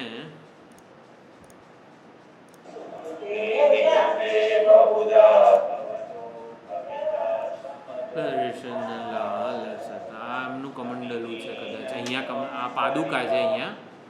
અરે આટલું જ છે, બીજું કેમ? એટલે આ ગુફામાં છે. ચાલો વિડીયો બીજી વાર મોકલી, ખ્યાલ નથી આવતો, આમાં તો બહાર આવી ગયા છીએ. તો કમંડલુમાં નર્મદાજી આખા સમાઈ જાય છે, પૂર શાંત થઈ જાય છે. એ પ્રમાણે જલાકર્ષણ મંત્ર, અને એ વખતે નર્મદાષ્ટકની રચના કરે છે. તદંબોલીન દીન મીન દિવ્ય સંપ્રદાયકમ સબિંદુ સિંધુ રસખલત, એ પ્રમાણે. પછી હા, એ વખતે ત્યારે થઈ હતી. અને પછી કાશીમાં, હા, આવું થાય છે એટલે ગોવિંદ પાદાચાર્યજી પ્રસન્ન થઈ જાય છે અને કીધું હવે કાશીમાં જાઓ અને દિગ્વિજય કરો. તો કાશીમાં પછી જાય છે, ત્યાં સૌથી પ્રથમ શિષ્ય સનંદન એટલે કે પદ્મપાદાચાર્યજી મળે છે. એટલે કાશીમાં આવી રીતે અધ્યયન કરાવતા હોય છે બધા શિષ્યોને.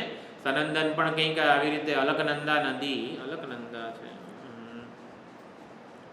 તો બદ્રિકાશ્રમ હશે, તો અલકનંદા નદી છે. તો અલકનંદા નદીની સામે કિનારે સનંદન હોય છે. અને સ્વાધ્યાય શરૂ થાય છે અને ગુરુજી જુએ છે, શંકરાચાર્યજી જુએ છે, આ સનંદન દેખાતો નથી, એમ ક્યાં છે? સનંદન સનંદન એમ બૂમ પાડે છે. અને ઓલા તો અલકનંદાને સામે કિનારે હોય છે. તો એ સનંદન એવું વિચારે છે કે આ ગુરુજીનું શરણ સ્વીકારવાથી સંસાર સાગરને તરી જવાય છે, તો અલકનંદાને નહીં તરી જવાય. એટલે એ તો બસ ગુરુની ભક્તિને એવી જ રીતે ગુરુજીના ચરણનું ધ્યાન કરતો કરતો આમ અલકનંદા ઉપર ચાલે છે, દોડતો દોડતો. અને એમના ચરણ એટલે જે સનંદન છે, જ્યાં જ્યાં પગ પડે છે અલકનંદાના પાણીમાં, ત્યાં ત્યાં કમળ થઈ જાય છે. એટલે પછી પદ્મપાદ એવું એમનું નામાભિધાન સંન્યાસ દીક્ષા એ વખતે એમને આપે છે. અને પદ્મપાદ એટલે કે પદ્મ જ જેમના ચરણમાં છે, પદ્મપાદાચાર્ય. એ પદ્મપાદાચાર્ય ફર્સ્ટ શિષ્ય અને બહુ જ વિદ્વાન. અને પદ્મપાદાચાર્યજીને પણ આવી રીતે ક્યાંક વિચરણ કરવાની ઈચ્છા થાય છે ત્યારે સાઉથમાં વગેરે. આમ તો શંકરાચાર્ય એટલે પહેલાં અનુમતિ માગે છે આવી રીતે સાઉથમાં ગયા હોય ત્યારે કે હું આવી રીતે વિચરણ બધા પૂર્વાશ્રમના બધા ને મળવા જઉં. તો આમ શંકરાચાર્યજી ના પાડે છે એ વખતે, પણ એમની અદમ્ય ઈચ્છા હતી એટલે પછી હા પાડે છે. પણ જતાં પહેલાં પંચપાદિકા એટલે બ્રહ્મસૂત્ર ઉપર શંકરાચાર્યજીએ ભાષ્ય રચ્યું અને પંચપાદિકા એ ભાષ્ય ઉપર આમની પદ્મપાદાચાર્યજીની ટીકા છે. પંચપાદિકાનું અધ્યયન બહુ જ અઘરું છે, એટલે બહુ જ વિશાળ ગ્રંથ છે. મારા ખ્યાલથી આટલા 5 વોલ્યુમ છે એના, બહુ અઘરું છે. તો એ પંચપાદિકા બધું રચેલું હોય છે અને એમના ગુરુને શંકરાચાર્યજીને બતાવેલું પણ હોય છે. પણ એ આવી રીતે જાય છે અને એમના સનંદ એટલે પદ્મપાદાચાર્યજીના પૂર્વાશ્રમના જે મામા છે ને, એમને કંઈક ગમતું નથી હોતું કે આ સંન્યાસી થઈ ગયો વગેરે. એટલે એને કંઈક ખાવામાં કંઈક દહીં વગેરેમાં કંઈક ઝેર વગેરે કંઈક આપી દે છે અને એમનું બધું જ્ઞાન જે છે ને લુપ્ત થઈ જાય છે પદ્મપાદાચાર્યજીનું. અને પછી હા, ગ્રંથો બધા બાળી કાઢે છે એમના કંઈક. તો પછી એ પાછા આવે છે શંકરાચાર્યજી પાસે અને આવું થયું છે વગેરે કહે છે. તો શંકરાચાર્યજી એમ કહે છે, તે મને બતાવી હતી તારી પંચપાદિકા ટીકા અને મને યાદ છે, હું ફરીથી લખી દઉં છું. શંકરાચાર્યજીએ આખી પંચપાદિકા લખી ફરીથી એમને આપી, સમગ્ર વિદ્યાનું ગ્રહણ કરાવ્યું વગેરે. લેખ સનંદન પદ્મપાદાચાર્યજી વિશે વાત થઈ. પછી આગળ આવે છે કાશી નગરીમાં ચાંડાળની વાત. એટલે આવી રીતે પદ્મપાદા શિષ્યો છે અને સાંકળી ગંગા સ્નાન ને કાશી વિશ્વનાથનું અર્ચન કરવા માટે કમંડલુમાં જળ વગેરે લઈને આગળ વધે છે. એકદમ સાંકડી ગલી હોય છે. તો સાંકડી ગલી હોય છે તો સામેથી ચાંડાળ અને એના 4 કૂતરાઓ આવી રીતે આવતા હોય છે. તો એ કે શંકરાચાર્યજી આવી રીતે સ્નાન કર્યું છે, બ્રાહ્મણ શ્રેષ્ઠ સંન્યાસી શિરોમણી કહેવાય. એટલે એ ચાંડાળને કહે છે, ગચ્છ ગચ્છ અપસર અપસર, થોડાક આઘા જાઓ જેથી અમે ભળાઈએ નહીં વગેરે. આમ તેમ અત્યંત સાંકડી ગલી છે. તો ચાંડાળ આવીને એવું કહે છે કે તમે દ્વિજોત્તમ છો અને હું તો ચાંડાળ છું, આવી રીતે મરેલાનું માંસ ખાનારા છું અને તમે તો આત્યરા સુંદર પવિત્ર વગેરે છો. પણ તમારું શરીર અને મારું શરીર બંને બનેલું છે તો અન્નથી જ ને. તમારું અન્નથી બનેલું છે અને મારું અન્નથી બનેલું છે. તો પછી એક અન્નથી બીજા બંનેનું ઉપાદાન અન્ન જ છે. તો કોનાથી કોને દૂર જવાનું કહો છો? અને જે ચૈતન્ય સ્વરૂપ પરમાત્મા તમારા શરીરમાં પ્રતિબિંબિત થઈ રહ્યા છે એ જ મારા શરીરમાં પણ પ્રતિબિંબિત થઈ રહ્યા છે. સૂર્યને કોઈ દિવસ ગંગાજળ માટે વાલ અને ગટરના પાણી માટે અળખામણો ભાવ હોય છે ખરો? આવું પૂછે છે, આવું કહે છે. એટલે કે તમે કોનાથી કોને દૂર જવાનું કહો છો? શરીરથી શરીરને દૂર જવાનું કહો છો તો એ તો એક જ છે, અન્ન જ એનું ઉપાદાન છે, થઈ ના શકે. અને પરમાત્મા સર્વવ્યાપક ચૈતન્ય સ્વરૂપ છે, તો સમાન રીતે આપણા બંનેના શરીરમાં વ્યાપ્ત છે, દૂર જઈ શકાય એમ નથી. તો કોનાથી કોને દૂર જવાનું કહો છો? એટલે પછી મનીષા પંચક સ્તોત્રની રચના કરે છે કે ચાંડાલોસ્તુ સતુદ્વિજોસ્તુ ગુરુ ઇત્યેષા મનીષા મમ. એટલે જે ચાંડાળ આવું જ્ઞાન આપનાર ચાંડાળ હોય કે મારા ગુરુ શંકર ભગવાન જ હોય, એટલે એ પ્રમાણે એમને પગે સાષ્ટાંગ દંડવત પ્રણામ કરે છે. ચાંડાળને જેવા પ્રણામ કરે છે સાક્ષાત શંકર ભગવાન પ્રગટ થાય છે. 4 કૂતરાઓ 4 વેદ હોય છે. તો આ પ્રમાણે એક કાશીમાં એક આ લીલા થાય છે. કાશીમાંથી પસાર થતા હતા ભજગોવિંદમ વાળી વાત કરી છે. એટલે એક બ્રાહ્મણ સાવ આમ બસ એકાદ બે મરણાસન્ન હોય છે, મરણાસન્ન હોય છે અને ધાતુ પાઠ વ્યાકરણનો જે હોય રામ રામૌ રામા પ્રથમા આવું ગોખતો હોય છે. ધાતુ પાઠના બધા સૂત્રો ડુક્રણીકરણે વગેરે વગેરે, કૃ ધાતુના કરોતી કરોમી વગેરે બધા રૂપો હોય ને એવી રીતે ગોખતો હોય. ગચ્છતિ ગચ્છતઃ ગચ્છન્તિ ગચ્છામી ગચ્છાવહ ગચ્છામહ આવી રીતે કંઈક ધાતુરૂપ બધા ગોખતો હોય છે. એટલે કે મરણાસન્ન જેને આ બધા ધાતુ ગોખવાથી કંઈ કલ્યાણ ના થાય. ભજ ગોવિંદમ એટલે ગોવિંદને ભજ તો કલ્યાણ થશે. ભજ ગોવિંદમ ભજ ગોવિંદમ ગોવિંદમ ભજ મૂઢમતે સંપ્રાપ્તે સન્નિહિતે કાલે નહીં નહીં રક્ષતી ડુક્રણીકરણે. ડુક્રણીકરણે ધાતુ પાઠ છે. સંપ્રાપ્તે સન્નિહિતે કાલે યમરાજ સામે આવીને ઊભા છે ત્યારે કે આ ધાતુપાઠ તારો રક્ષા નહીં કરે, ગોવિંદ રક્ષા કરશે. ભજ ગોવિંદમ મૂઢમતે એવું કીધું. મૂઢમતી એટલે મૂઢમતી કેમ સંબોધે છે કે આવી રીતે હે મૂઢમતી તું ગોવિંદનું ભજન કર. એટલે કે ગોવિંદનું ભજન ન કરતો હોય ને એને મૂઢમતી કહેવાય એમ. કે આવી રીતે કાળ નજીક છે ને ગોવિંદનું ભજન નથી કરતો. પછી બદ્રીનાથ જાય છે, બદ્રિકાશ્રમ બદ્રીનાથમાં, અને ત્યાં આવી રીતે પૂજારી જાય છે અને પૂજારીને બધા હોય છે, પણ બદ્રિકાશ્રમમાં બદ્રીનાથમાં ભગવાનનો વિગ્રહ જ નથી હોતો. ત્યારે પૂજારીને પૂછે છે કે આટલું સુંદર પવિત્ર ધામ છે, ભગવાનનો વિગ્રહ ક્યાં છે? તો કે બધા રાજાઓના આક્રમણ એટલા થતા હતા એટલે અમે આ વિગ્રહને સાચવવા માટે એમને નારદ કુંડ છે બદ્રી ધામની આગળ, તો નારદ કુંડમાં પધરાવી દીધો છે કે જેથી ભગવાનના વિગ્રહની તો રક્ષા થાય. અને નારદ કુંડ બહુ ઊંડો છે અને અલકનંદાને જ મળે છે, એટલે હવે ભગવાન ક્યાં છે ખબર નથી. તો શંકરાચાર્યજી પોતે યોગ બળથી સીધા અંદર ઉતરે છે નારદ કુંડમાં, એક ભગવાનનો વિગ્રહ લઈને બહાર આવે છે, પણ એમનો જમણો ભાગ સહેજ તૂટેલો હોય છે. એટલે પાછો એ વિગ્રહને પધરાવે છે નારદ કુંડમાં, બીજી વાર જાય છે, બીજી વાર એક વિગ્રહ લઈને આવે છે, એમનો પણ એ જ સેમ વિગ્રહ હોય છે. ત્રીજી વાર જાય છે, ત્રીજી વાર પણ આ કેમ આ દૈવ પ્રેરણા હશે કે મારે વારંવાર જઉં છું, મારી પ્રાર્થના કરું છું અને વિગ્રહને હાથમાં લઉં છું, પણ એનો એ જ વિગ્રહ આવે છે.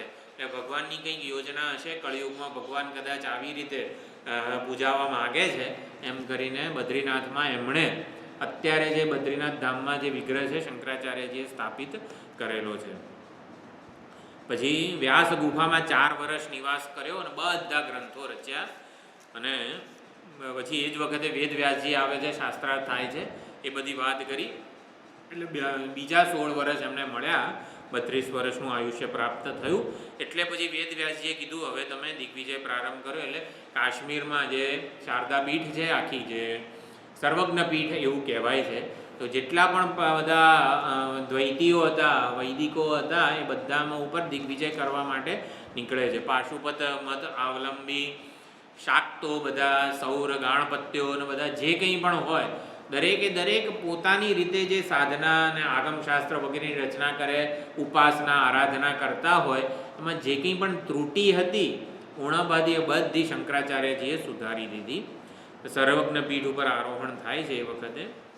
પછી એ વખતે આ પ્રયાગરાજમાં તુષાગ્નિ વગેરે જે પ્રયાગરાજમાં કુમારીલ ભટ્ટ કાર્તિકેયવાળી જે વાત કરી હતી, એ કુમારીલ ભટ્ટ જે છે ને એ આવે છે. એમણે કીધું કે મેં તો આવી રીતે ગુરુદ્રોહના પ્રાયશ્ચિત રૂપે તુષાગ્નિમાં યોગાગ્નિ પ્રગટ કરીને હું પ્રાયશ્ચિત કરી રહ્યો છું, પણ મારો શિષ્ય જે મંડન મિશ્ર એની પાસે તમે જાઓ અને એને સાથે શાસ્ત્રાર્થ કરો. એટલે માહિષ્મતી નગરી નર્મદા કિનારે પાછા આવે છે. મંડન મિશ્ર એટલે આ પૂર્વ મીમાંસક કર્મકાંડના પ્રખર આચાર્ય, તો મંડન મિશ્ર સાથે શાસ્ત્રાર્થ માહિષ્મતી નગરીમાં મંડન મિશ્રનું ઘર ક્યાં છે? તો ગામમાં બધી પણિહારીઓ જે છે ને પ્રમાણ 98મું પાનું છે. તો પનિહારીઓ ગામના પાદરે જઈએ અને પછી આપણે પૂછીએ કે ભાઈ આ ફલાણા ભાઈનું ઘર ક્યાં, તો એવી રીતે પૂછે છે. તો એક પનિહારીઓ જે પાણી લઈને જતી હતી એ શ્લોક બોલે છે, શ્લોક બોલીને જવાબ આપે છે કે મંડન મિશ્રનું ઘર જોઈએ છે. આટલું મંડન મિશ્ર કેટલા મહાન છે અને આટલું પ્રખ્યાત છે, એમનું ઘર નથી ખબર. એડ્રેસ શું આપે છે મંડન મિશ્રના ઘરનું? શ્લોક બોલીને સ્વતઃ પ્રમાણમ પરતઃ પ્રમાણમ કિરાંગના યત્ર ગિરમ ગિરંતી, કે જે ઘર તમે જશો માહિષ્મતી નગરીમાં અને જે ઘરે દ્વારસ્થ નીડાંતર સન્નિરુદ્ધા જાનીહી તન મંડન મિશ્ર તૌકઃ, કે જે ઘરે બહાર પાંજરામાં રહેલી પોપટ અને મેનાઓ શાસ્ત્ર ચર્ચા કરતા હશે, વેદો પ્રમાણ છે કે નહીં વગેરે, કે જે ઘરના દ્વાર ઉપર રહેલા પાંજરામાં રહેલા પોપટ અને મેનાઓ શાસ્ત્ર ચર્ચા કરતા હશે ને એ ઘર મંડન મિશ્રનું છે. આવી રીતે ઓલી સ્વતઃ પ્રમાણ, આ શ્લોકો બતાવું પણ આ કંઈક હેંગ થયું લાગે છે. સ્વતઃ પ્રમાણમ પરતઃ પ્રમાણમ કિરાંગના યત્ર ગિરમ ગિરંતી, ગિરમ એટલે વાણી, બધા આવી રીતે શાસ્ત્રાર્થ કરે છે. જગત ધ્રુવમ સ્યાત જગત ધ્રુવમ સ્યાત, જગત નિત્ય છે કે અનિત્ય છે, કર્મ સ્વતંત્ર ફળ આપે છે કે કોઈ કર્મફળદાતા ઈશ્વર છે એ ફળ આપે છે. આવી શાસ્ત્ર ચર્ચાઓ જેના દ્વારે રહેલા પોપટ અને મેના કરતા હોય ને એને મંડન મિશ્રનું ઘર સમજજો. અને પછી મંડન મિશ્ર સાથે શાસ્ત્રાર્થ અને બધું થાય કે હું તો એટલે મંડન મિશ્ર એ વખતે બારણું બંધ હોય છે એમના ઘરનું અને શ્રાદ્ધ તર્પણ કરી રહ્યા હોય છે પોતાના પિતૃઓનું વગેરેનું. બારણું બંધ હોય છે ને તો શંકરાચાર્યજી આખું આમ કૂદીને આવે છે, બારણાને કૂદીને આવે છે. કેમ? એટલે એ એવું કહેવા માટે કે મંડન મિશ્ર હવે આ ગૃહસ્થાશ્રમ વગેરેના કર્તવ્યોના અધિકારી નથી, હવે તો એ જ્ઞાન માર્ગે સંન્યાસ ધર્મ એમને અપનાવવાનો સમય થઈ ગયો છે. એટલે ગુરુ ગમે તે રીતે જીવનમાં આવે, ભલે ને આપણે બારણા બંધ રાખ્યા હોય. એટલે ભગવાનને આવવા માટે આવી રીતે કોઈ બારણું વગેરે નડતું નથી, આખા બારણા પર કૂદીને આવી રીતે આવી જાય છે, છતમાંથી પ્રવેશે છે. એ વખતે કંઈ સીડીઓ બીડીઓ થોડી હતી, એટલે શંકરાચાર્યજી છતમાંથી આવી, એ તો તર્પણ કરતા હોય છે ને છતમાંથી આવી રીતે સંન્યાસી શંકરાચાર્યજી આવે છે. અભ્યાગત સ્વયં વિષ્ણુ એવું આવી રીતે મંડન મિશ્ર કહે છે. અને પછી કીધું હું તો ભિક્ષા ગ્રહણ કરો સંન્યાસી તમે આવ્યા છો તો, કે ના હું તો ભિક્ષા નહીં પરંતુ હું વાદની ભિક્ષા ગ્રહણ કરવા આવ્યો છું, એટલે કે શાસ્ત્રાર્થ કરવાનો છું. તો શાસ્ત્રાર્થમાં પછી ઉભય ભારતીજી એમના પત્ની જે હોય છે મંડન મિશ્રના એ મધ્યસ્થી બને છે, એ સાક્ષાત સરસ્વતી દેવી. અને મંડન મિશ્ર અને એમની વચ્ચે શાસ્ત્રાર્થ 3 દિવસ સુધી ચાલે છે. 3 દિવસ શરૂઆત થાય, ઉભય ભારતી માળા પહેરાવે બંનેને અને એવું કીધું કે જેની માળા કરમાઈ જાય ને એનો પરાજય થઈ જશે. એટલે મંડન મિશ્ર વગેરે 3જા દિવસે મંડન મિશ્રની માળા કરમાઈ જાય છે. અદ્વૈત મતનું સિદ્ધાંતનું પ્રતિપાદન કરનારા જે વેદાંત વાક્યોની બધી ચર્ચાઓ થતી હોય છે કે જીવ અને ઈશ્વર ભિન્ન છે એવું જ પ્રતિપાદન થાય છે. હું કઈ રીતે ઈશ્વર હોઈ શકું ને તે બધું એ પ્રમાણે જીવ એ ઈશ્વરનો દાસ છે, સેવક છે, અંશ છે, રૂપ છે, એણે ઈશ્વરની સેવા કરવી જોઈએ વગેરે વગેરે ઘણી બધી મંડન મિશ્ર આવી રીતે ચર્ચા કરે છે. પણ જીવ અને ઈશ્વરનું વાસ્તવિક સ્વરૂપ તો એક જ છે. ઉપાધિ ભેદે ઐક્ય નથી કીધું, પરંતુ સ્વરૂપતઃ ઐક્ય કીધું છે. અગ્નિનો તણખો અને અગ્નિ એ જુદા કહેવાય કે એક કહેવાય? ભડભડ બળતો મોટો હોળીના દિવસનો પ્રજ્વલિત અગ્નિ હોય, દૂરથી પણ એની ઝાડ લાગે તો આપણને જરા થાય ને, એક નાનો એવો તણખો હોય. અગ્નિનો તણખો જીવ અને ઈશ્વર એક કહેવાય કે બે જુદા જુદા કહેવાય? તત્વદ્રષ્ટિ અગ્નિ તત્વને જોઈએ ને તો એક જ છે. ઓલી કરચ નાની છે એટલા માટે અગ્નિ એટલો નાનો દેખાય છે, અને અહીં મોટી કરચ ઉપાધિ નથી પરંતુ મોટા લાકડા છાણા વગેરે ઉપાધિ છે. પણ અગ્નિ તો તત્વ રૂપે બંનેમાં એક જ છે. એવી જ રીતે દ્વૈત અને અદ્વૈત વગેરે એક સામાન્ય ભાષામાં સમજી લેવું હોય, અદ્વિતીયતા અદ્વૈત વગેરે, એક સામે આંબાનું ઝાડ હોય તો કેટલા બધા એમાં થડ છે, મૂળ છે, પાંદડા છે, ડાળીઓ છે, ફળ છે, ગોટલી છે, કેરી છે, ઘણું બધું છે. બરાબર. આટલી બધી અનેકતા અને વિવિધતા છે, પણ છે શું? એક આંબાનું વૃક્ષ એમ. એટલે દ્વૈત અને અદ્વૈત તો જોનારની દ્રષ્ટિ છે, હકીકતમાં એને એની સાથે કંઈ એ નથી. એટલે પરમાત્માને જગતને જોવાની દ્રષ્ટિ આ દ્વૈત અને અદ્વૈત છે. દ્વૈત બુદ્ધિથી વ્યવહાર થાય અને અદ્વૈત આપણી સમજમાં હોવું જોઈએ. એટલે અદ્વૈત સમજમાં હોવું જોઈએ. એટલે કેરી જે છે એ ભાવે છે, એટલે એ હું લે કરું, અને થડને આ થડ જો ને કેટલું બધું આમ કરે છે, મૂળિયાઓ આવે છે, આપણી આ ટાઈલ્સો ઉખાડી નાખે છે, એને હું તિરસ્કાર કરું. એટલે આ વસ્તુ ખોટી છે. એક જ તત્વ છે બધામાં, એ રીતે બધાનો સ્વીકાર સમાન રીતે થાય. અદ્વિતીય તત્વ જ પરમાત્મા છે, સમગ્ર સૃષ્ટિનું ઉપાદાન છે. એટલે ક્યાંય ભેદ જુદાઈ વગેરે નથી. ખાલી આપણે આટલા જણ અત્યારે ભેગા થયા છે, બધા જીવોની ચાલો ગણતરી કરીએ. બધા જીવોમાં રહીને જોનારું ચૈતન્ય, બોલનારું ચૈતન્ય, સાંભળનારું ચૈતન્ય, કામ કરનારું ચૈતન્ય, ચાલનારું ચૈતન્ય જુદું જુદું છે કે એક છે? જો બોલનારું ચૈતન્ય એક જ છે. આ વાણી ઉપાધિ બધાના કર્મો પ્રમાણે જુદી જુદી છે, પરંતુ ચૈતન્ય જે બોલી રહ્યું છે ને એક જ છે. આને અદ્વિતીયતા કહેવામાં આવે છે. એટલે બોલનારો એક જ છે. આપણે આટલા બધા તો બોલનારા છે, અને બોલનારો તો એક જ છે, સાંભળનારો તો એક જ છે, એ જ છે પરમાત્મા. અને એટલા માટે માન, અપમાન, સ્તુતિ, નિંદા વગેરે જે બધા દ્વંદ્વો છે ને એને કોઈ સ્થાન જ નથી. બોલનારો હું જ હોઉં. જેમ કે દાદા અને પોતાના પૌત્ર કંઈક કે દાદા આવું કેમ કરો છો, કંઈક આવું બોલે, દાદાને કંઈ ખોટું ના લાગે. કેમ કે હું જ છું ને, મારો જ છે આ. તો એવી જ રીતે આપણું ધારો કે સામેવાળાએ અપમાન કર્યું, આપણી નિંદા કરી, અરે બોલનારો તો એક જ છે આપણા બંનેમાં. એટલા માટે રાગ, દ્વેષ, સ્તુતિને કોઈ લાગણીઓના પ્રશ્નોને સ્થાન જ નથી. અદ્વિતીયતા આ રીતે સમજવાની છે. દરેક જણનો સ્વભાવ વગેરે હોય છે, કર્મ પ્રમાણે વ્યક્ત થાય છે. એટલે અદ્વિતીયતા વગેરેનો ઉપદેશ આપ્યો, દિગ્વિજય થયું. શાસ્ત્રાર્થ મંડન મિશ્ર સાથે મંડન મિશ્રએ પછી સંન્યાસ ધારણ કર્યો, સુરેશ્વરાચાર્યજી બન્યા અને નૈષ્કર્મ્ય સિદ્ધિ. એક મંડન મિશ્ર એટલે કર્મકાંડના મુખ્ય આચાર્ય જૈમિની. તો મંડન મિશ્ર શાસ્ત્રાર્થ વખતે કહે છે, હું પરાજિત થયો છું, વેદાંત મતનો અદ્વિતીયતાનો સ્વીકાર કરું છું, પરંતુ મારા જે આચાર્ય જૈમિની છે એમણે આવું કેમ ભણાવ્યું હશે? ત્યારે શંકરાચાર્યજી કહે છે કે સમજવામાં કંઈક ભૂલ રહી ગઈ છે, બાકી જૈમિનીનો મત કંઈ વેદાંત વિરુદ્ધનો નથી. જૈમિની મુનિ સાક્ષાત પ્રગટ થાય છે. વેદવ્યાસજીના જ શિષ્ય છે જૈમિની. જૈમિનીએ પૂર્વ મીમાંસાની રચના કરી અને વેદવ્યાસજીએ ઉત્તર મીમાંસાની રચના કરી. તો જૈમિની મુનિ સાક્ષાત પ્રગટ થાય છે, મંડન મિશ્રના મનનું સમાધાન કરે છે કે શંકરાચાર્યજી કહે છે એ જ સિદ્ધાંત સત્ય છે.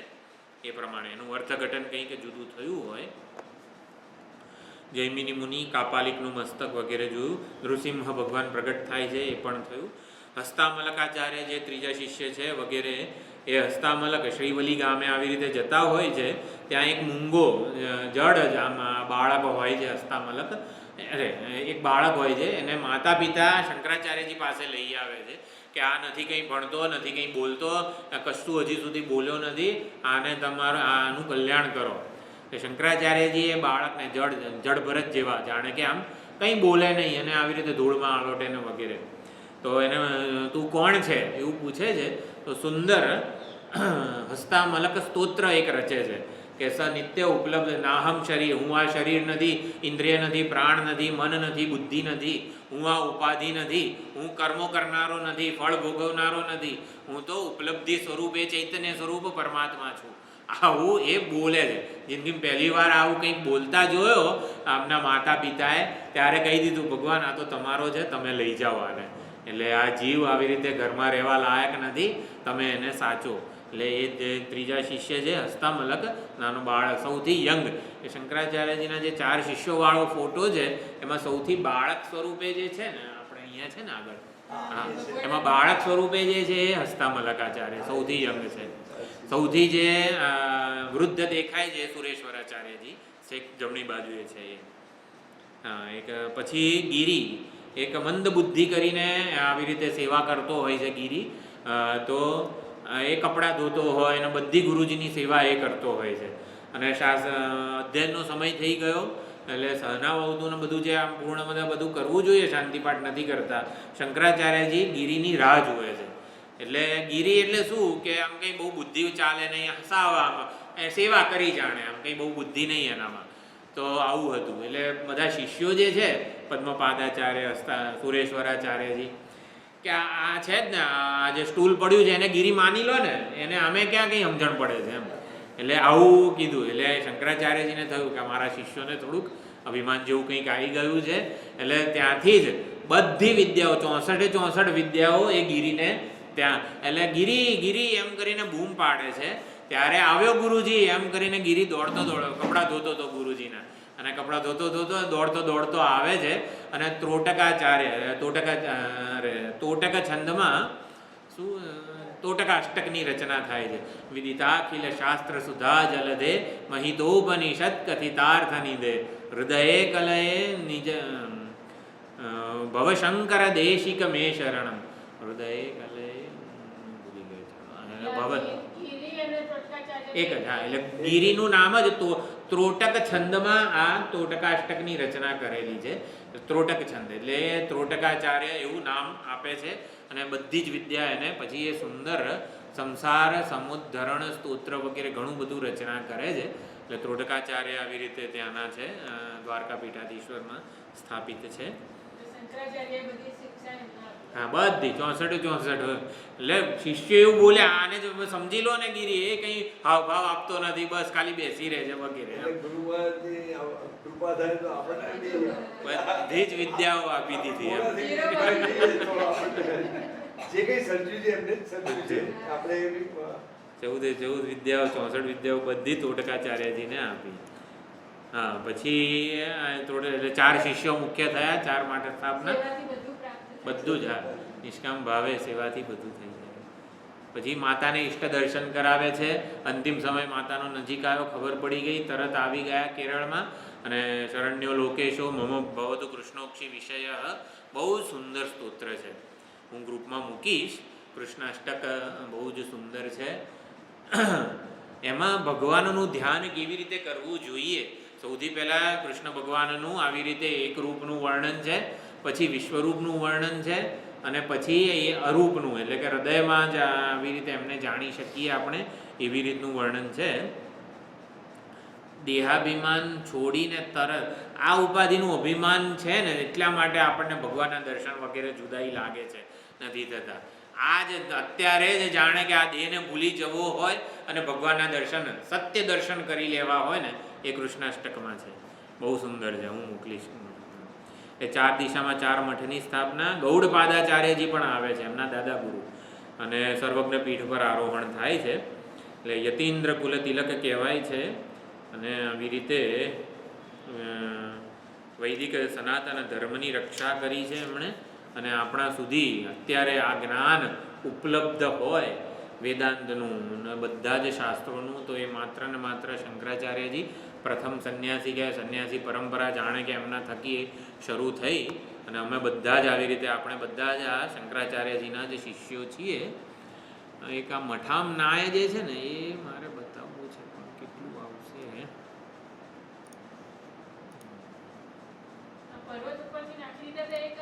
કુમારીલ ભટ્ટ, હા, એ મંડન મિશ્રના ગુરુ. અને કુમારીલ ભટ્ટે બૌદ્ધ ધર્મ વગેરે જે બધા પાખંડીઓ જે છે, એટલે એ વખતે વેદ એટલે શું કોઈને ખબર નહોતી. વેદમાં કહેલા કર્મો કોઈને ખબર નહોતી. આપણે અત્યારે જે પૂજા કશું હતું જ નહીં, વૈદિક દેવતાઓ જ નહોતા. એટલે ઈશ્વર ને ઈષ્ટ દેવતાની કોઈ આરાધના જ જીવનમાં નહોતી. કારણ કે બૌદ્ધ અને જૈન ધર્મનો પ્રચાર થયો એટલે અહિંસા વગેરે એમના અનુયાયીઓ, જો બુદ્ધને પણ આપણે અવતાર જ માનીએ છીએ, 24 અવતાર વગેરે જે છે એમાં, પરંતુ બુદ્ધના જે અનુયાયીઓ હતા ને, એમણે બધી બહુ ગડબડ કરી દીધી છે. એટલે અનુયાયી શિષ્યોએ બધા એવા મત, 4 બધા બધું ક્ષણિક છે ને, શૂન્ય છે ને, આમ તેમ બધું નાસ્તિકો કહેવાય. વેદનો અને ઈશ્વરનો સ્વીકાર કર્યો નહીં એમણે. એટલે એ જ એમનું મુખ્યત્વે તિરસ્કાર કર્યો કે વેદના કર્મકાંડથી જાણે કે લોકો આમ એ થઈ જતા હતા, એમ દૂર ભાગતા હતા. એ બધો જ ઉદ્ધાર જાણે કે આપણે કર્યો. રક્ષા કરી મહીની પાખંડ ધર્મથી. ના વેદ શાસ્ત્ર પૂજા વગેરે કંઈ નથી. એટલે હવે ભગવાન ના હોય આપણી લાગણીઓ કોઈ રીતે જોડાય? તો પછી એ બુદ્ધને ભગવાન માને, મહાવીરને ભગવાન માને અને એ રીતે જોડાય એમની સાથે. પણ હકીકતમાં એવું નથી. ઈશ્વર તત્વના સ્વીકાર વગર આપણું જીવન જ ચાલી ના શકે. ઘણા કહે છે ને કે માનવતા શ્રેષ્ઠ ધર્મ. અમે કંઈ ભગવદ્ ગીતા ને એવું બધું નથી ભણતા, પણ અમે સેવા કરીએ છીએ, દર અમાસે આમ કરીએ છીએ, દર પૂનમે આવી કંઈક દાન વગેરે કરીએ છીએ. આવું બધું માનવ સેવા એ જ જનાર્દન સેવા ને આવું બધું છે. ઘણા બરોબર છે સિદ્ધાંત, પણ માનવતા ઈશ્વર તત્વના સ્વીકાર વગર અધૂરી છે. એ લોકો જેવું કહે છે કે અમે આવું કરીએ છીએ, ઈશ્વર તત્વના સ્વીકાર વગર એ તમે સાચી સેવા કરી ના શકો. એટલે જે હૃદયસ્થ આપણે કેવું દરિદ્ર નારાયણ, આપણે ભિખારી વગેરેને કહીએ, આપણી દ્રષ્ટિ જુદી છે, અભિગમ જુદો છે. સેવા કરવા પાછળ ઈશ્વર બુદ્ધિ છે આપણી. ઈશ્વર બુદ્ધિ વગર ગમે તે સેવા છે ને એ રાગ દ્વેષથી છુટકારો ન કરે, આપણું સાચું કલ્યાણ ન કરી શકે. એટલે ઈશ્વર તત્વનો તો જીવનમાં સ્વીકાર હોવો જ જોઈએ. ઈષ્ટ દેવતાની ભક્તિ હોવી જ જોઈએ અને ઈષ્ટ દેવતાના સાચા સ્વરૂપનો મહિમા પણ હોવો. એ મહિમાને જ્ઞાન કહેવાય. તો એ જ્ઞાન એટલે કર્મ, જ્ઞાન અને ભક્તિ આ ત્રણ જીવનમાં હોવા જ જોઈએ. એને જ આ વૈદિક સંસ્કૃતિ કીધી છે ને એવો જ શંકરાચાર્યજી આવી રીતે સનાતન વૈદિક ધર્મનો ઉદ્ધાર કરેલો છે. બીજી થોડી ઘણી વાતો હોય આવતી વખતે, પછી એવું હશે તો જોઈશું. બધી વખતે વિચાર છે ભ્રમર ગીત વગેરે લેવાનું. એટલે 5 ગીત છે, એમાંથી કોઈ પણ વેણું ગીત કે એવું કંઈક લઈશું. ઓમ પૂર્ણમદ પૂર્ણમિદં પૂર્ણાત પૂર્ણમુદચ્યતે પૂર્ણસ્ય પૂર્ણમાદાય પૂર્ણમેવાવશિષ્યતે. ઓમ શાંતિ શાંતિ શાંતિ. હરિ ઓમ. શ્રી ગુરુભ્યો નમઃ. હરિ ઓમ.